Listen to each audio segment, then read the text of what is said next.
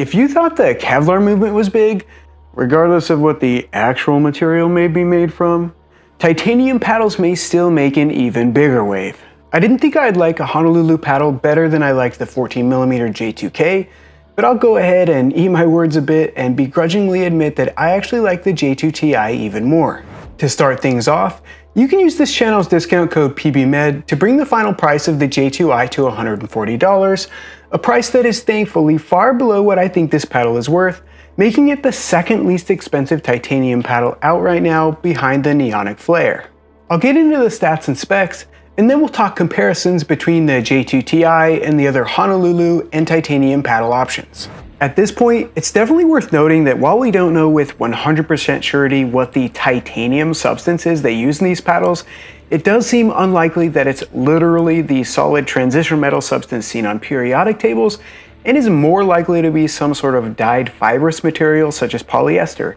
You can reference the most recent Pickleball Pursuit Podcast to learn more about the details on that.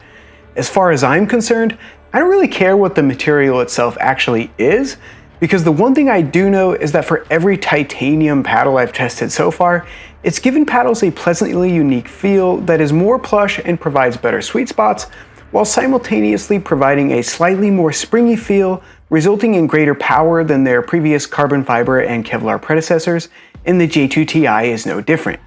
For simplicity's sake, I'll continue to reference this material as titanium for the time being, but just know it is unlikely to be actual metal. In terms of shape, the J2Ti follows the same pattern as the previous J2 models with a hybrid shape at 16.2 inches long and 7.8 inches wide, with a 5.5 inch handle and a flared bottom of the paddle face for extra hand room. Though a 14mm J2i is possible in the future, right now it's being offered in the 16mm thickness with a new face incorporating this titanium material. Each titanium paddle I've tested has these obvious perpendicular stranding patterns, with the J2Ti incorporating a horizontal deep blue and vertical silver threads on a black base that glistens in the light. Like Honolulu's other J2 models, the J2Ti boasts a relatively low swing weight with a strong twist weight that correlates to a strong stability and good sweet spot size, and utilizing the maneuverability score equation that takes into account swing weight, twist weight, gross weight, and balance point, with 1 being the quickest paddles available and 100 plus being some of the slowest, my J2Ti scored a 46, landing it just under the midway point alongside paddles like the titanium Neonic Flare and the 16mm double black diamond.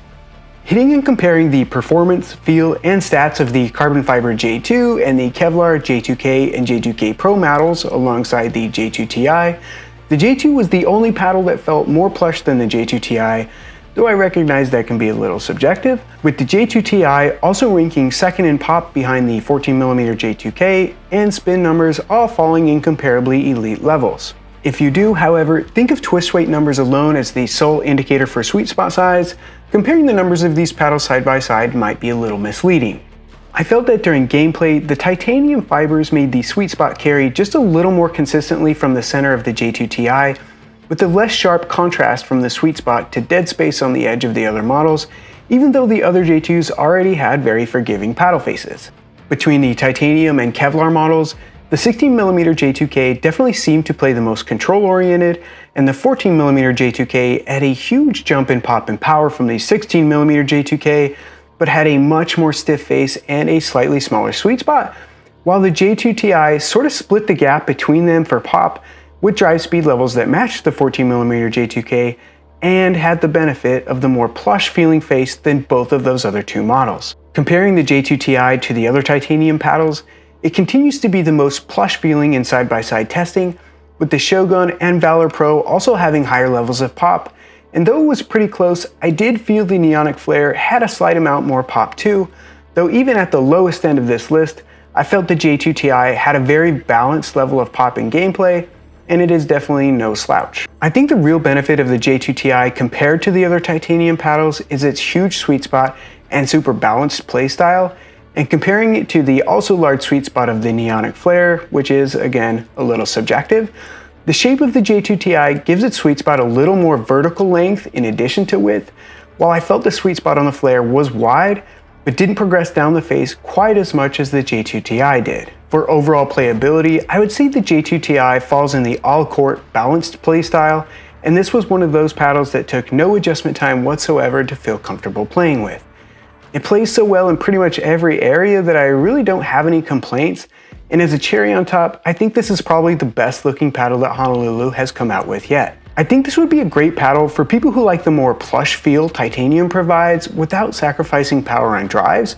and a balanced level of pop that has certainly increased from the 16mm J2K. I think the people who may not like this paddle are people who are looking for a more true power paddle, or people who do like that stiffer, more poppy feel. That's my take on the new titanium J2Ti.